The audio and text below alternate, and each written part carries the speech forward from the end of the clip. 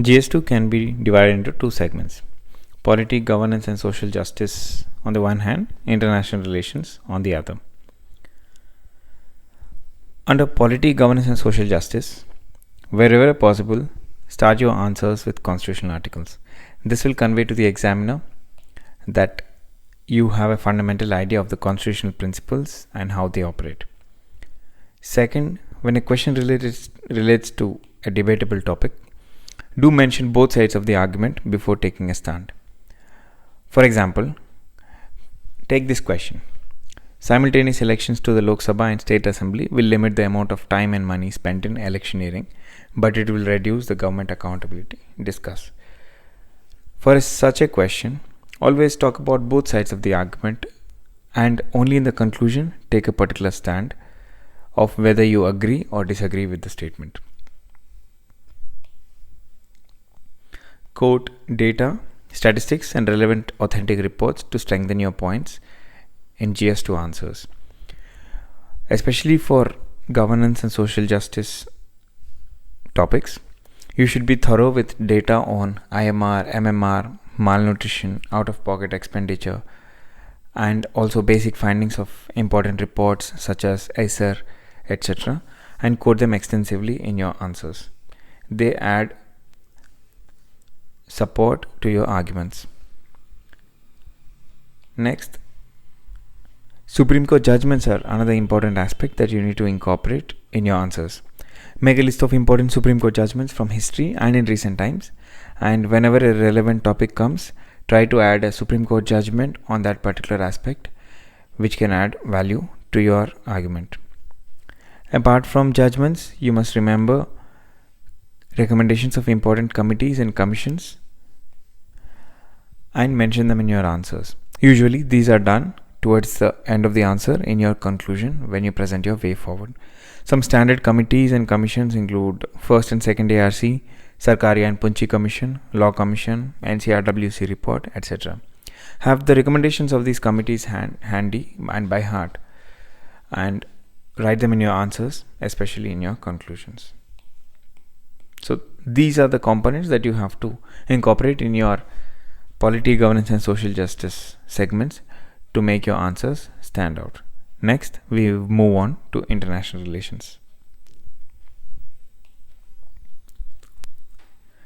When you are reading international relations, make sure to understand the historical background of a diplomatic relation between India and a foreign country. You should be aware of the historical treaties, important protocols, and other conventions that India is signatory to. This historical backdrop helps in tackling questions holistically. Some broad categories can be. Also, make your answers multidimensional by adding every aspect of the diplomatic relationship. Some broad categories can be technological, economic, global fora, strategic and defense, educational and cultural exchange, etc. Also, you must be specific in your answer by mentioning the actual names when you are talking about certain areas such as defense equipment. For instance, if you're talking about defense deals, mention the specific equipment such as Apache helicopter or Barak missile or S-400 equipment. In international relations too, maps aid in better comprehension. If there is a question on India-China border dispute, you should draw a diagram and show the disputed areas with China. Similarly, for a question talking about India's strategic investments abroad, if you mention Chabahar port, draw a map and depict its strategic significance for us. Now, these are the broad guidelines for answer writing in GS2. Let us understand these principles through an example.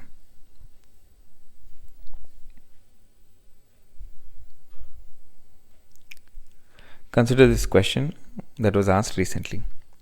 Initially, civil service in India were designed to achieve the goals of neutrality and effectiveness, which seems to be lacking in the present context. Do you agree with the view that drastic reforms are required in civil services? Comment. Now, first thing you have to do is break the question into parts. One is this first part, which says civil services and how goals of neutrality and effectiveness were ensured. Second, it is asking us for a view. Do you agree with the view? So this has both pros and cons in the main body. And finally, in the conclusion, you present a way forward. So you start your introduction with Article 312 of the Constitution, how it establishes civil services.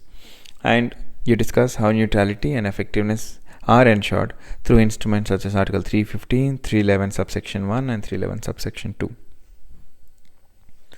And All India Service Conduct Rules, which help in objective behavior for civil servants. Then you address a part of the question dealing with whether drastic reforms are needed. Since it is debatable, always try to argue both sides of the case. So in the first part, we say why drastic reforms are needed. So we discuss corruption, reasons such as corruption, excessive red tapeism, politicization, and APAR, how they are evaluated for their performance. You also throw in the relevant statistics and reports to strengthen your point.